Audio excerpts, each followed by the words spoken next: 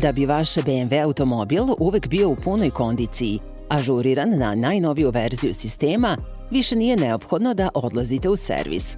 Zahvaljujući Connected Drive tehnologiji, sva softverska unapređenja i nove funkcionalnosti stižu na vaš BMW bežičnim putem i to besplatno. Na taj način, softver vašeg BMW automobila, kao i postojeće, ali i nove aplikacije, uvek su unapređene na najnoviju verziju koja donosi poboljšanja, kao što je to slučaj sa računarima ili mobilnim telefonima.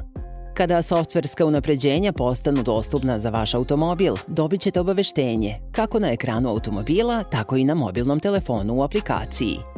Uz ovo obaveštenje, na raspolaganju vam je i kompletan spisak promena novoj verziji, kako biste tačno znali šta novo ažuriranje donosi. Proces instalacije je sasvim jednostavan. Nakon što ste proverili da li je vozilo propisno parkirano, proces pokrećete na samom ekranu automobila.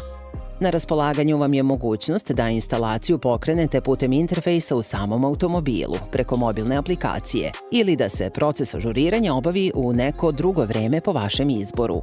Instalacija novog softvera traje 20 minuta i u tom periodu ne možete voziti automobil. Po želji možete napustiti automobil, zaključati ga, a po vašem povratku automobil proces će već biti završen. Softverska unapređenja mogu biti dostupna i do nekoliko puta godišnje. Na taj način svom automobilu obezbeđujete maksimalno korisničko iskustvo.